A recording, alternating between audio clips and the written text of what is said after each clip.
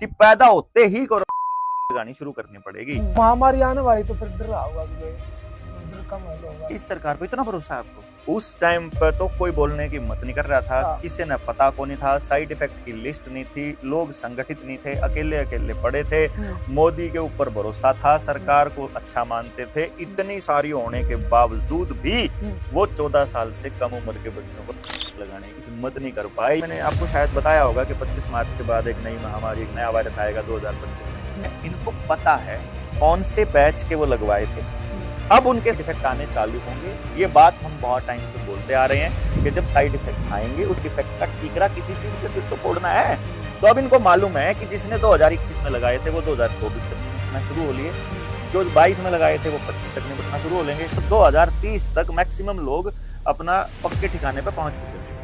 तो मतलब उनका पक्का इलाज उनका कर दिया। हिंदू हृदय सम्राट ने सभी हिंदुओं को अच्छे से या तो नपुंसक बना दिया है या फिर वो वैसे ही जड़े हैं ही हैं जो उनसे उसको सपोर्ट करने वाले। आपको राज्यसभा सुनी आपने, लोकसभा सुनी आपने, प्रधानमंत्री कार्यालय सुना, राष्ट्रपति कार्यालय सुना, गृह मंत्रालय सुना, दूसरे मंत्रालय सुने, सारे दफ्तर सुने। भारत सरकार का दफ्तर बताओ क्या है? जितने दफ्तर है भारत सरकार के अधीन है वो भारत सरकार का है। जिसके अधीन तुम हो वो क्या है? Maximum population. मैक्सिमम पॉपुलेशन इस मैट्रिक्स को समझ चुकी है। मैक्सिमम आप जाकर किसी से पूछो गांव में, सभी समस्याओं के विषय में गांव के आदमी को समाधान का पहले से पता है। वो बताएगा ऐसे पहले होता था यार, ये चीज ठीक होती थी, ऐसे ठीक थी, ये ठीक थी, ये गलत हो गया, गलत, उसको सारा पता। ठीक, अब उसे ये भी पता है कि इसको सरकार कर रही है, उसको ये भी पता कंपनियों की मदद से कर रही है, उसको ये भी पता है कि ये ठीक होना चाहिए।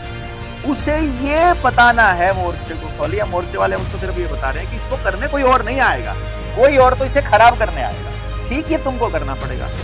आप गांव से टैक्स का, पैसे का कैलकुलेशन करो कि आपने ये स्टील का गिलास खरीदा है तो इस पर कितना टैक्स दिया, आपने मोबाइल खरीदा कितना टैक्स दिया, ये सामान खरीदा कितना दिया, जूते खरीदे, कॉपी, पेन, ये सब खरीदा कितना टैक्स दिया।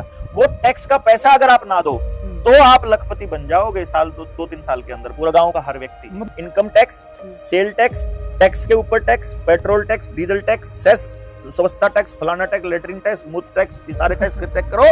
ये सारे टैक्स देने के बाद कैलकुलेशन करोगे तो आप अपनी इनकम का लगभग 70 से 80% पैसा टैक्स के रूप में देते हो। और उसके बाद अपने बच्चे की पढ़ाई की खुद जिम्मेदारी ले रखी है, उसके हेल्थ की जिम्मेदारी भी आपकी है, उसको एक्सीडेंट हो जाए तो भी जिम्मेदारी आपकी है, कुछ और दिक्कत हो जाए तो न्यायालय में जाना हो तो पुलिस वाले को पैसा भी आपने देना है, मिलेगा वो शहर को मिलेगा।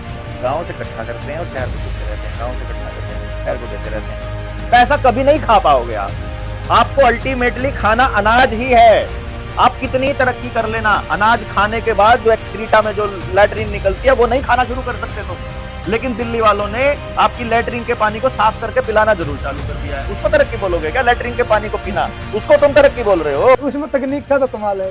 अगर आजकल आधुनिक मशीन आ गई, लोग लैट्रिन का पानी पी रहे हैं। नदी का पानी पहले खराब कर दिया, नदी में पीने लायक पानी बचा नहीं, फिर आपने लैट्रिन अपनी खुद खड्डा खोद के अपने घर में ही खड्डा खोद लिया लैट्रिन का, उसमें उस गू ने साफ करके उसमें तब पानी निचोड़ निचोड़ के पीने लग रहा है। उसने टेक्नोलॉजी का हुआ यार। गधा करी कड़ी खाने वाला गधा का मैं उसने, ठीक है, गड कड़ी, ठीक है, वो के बोला हमने सड़कें बना दी। मतलब वो के खावा उन्हें जाके देख, वो जो 2 करोड़ का फ्लैट लेकर 3 करोड़ का बेचा है ना, सारा दिन का खाना देखियो क्या है। सूर की तरह गोबर खावा हमारे बटे, सारा दिन बाहर का खावा, एक भी आइटम करते नहीं खाते, कुछ भी तो कौन बोल, मतलब उनके परिवार में बोल नहीं आपस में, सारा दिन टेंशन में, अस्पताल की सारी बुकिंग रहा उनकी परमानेंट, कदे समाज का कुछ बोझ है मैं इस धरती पे। पोलड़ गांव है, उस गांव में आदेश आ गए कि भाई इसके नीचे मतलब कुछ शहर बसा या फिर हड़प्पा सभ्यता वाले हैं, वो बकवास बात ये सारी। जितना archaeological survey of India total बकवास है। पूरे पुरातत्व विभाग को आप फ्रॉड किस तरीके से बता रहे हो? मतलब वो रिसर्च नहीं यार, जी प्रधानमंत्री कार्यालय फ्रॉड है, जी पुलिस विभाग ही फ्रॉड है, इसको चलाने वाले लोग ही जो फ्रॉड है, तो फिर ये तत्व विभाग कौन है? और तो कर भी के लेगा उड़ा, मान ले उड़ा पाया गए, कोई पाया गया पुराने टाइम, उसका के करे? गड़े मुर्दे कौन उखाड़ता है?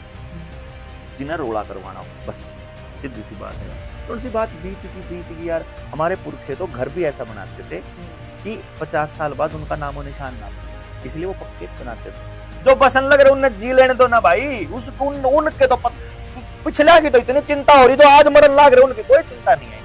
ये आराम को झूठे नाटक नौटंकी करने वाले डिपार्टमेंट है सारे के सारे, इनको तो लठ गणे बुंडे गट्टे मन ने किसी नेता ने एक अफसर कुटना मेरी जिंदगी में सपना है मेरा, एक मंत्री कुटना, एक दोबारा तो फिर वो बीमारी आवे तो कैसा ही होगी, तो फिर राज्य मैं तो करती हूँ किसी न किसी अफसर के दर्द रह पाऊंगा कान पे जेड़े होगी कोई यही तो करना सर, और के इसी जिंदगी नहीं जी सकते भाई, फ्रस्ट्रेटेड मतलब कोई बड़ा सा अफसर मिल जाए ना, चारों कैमरे चल रहे हो, साहब के विचार मारू कदाक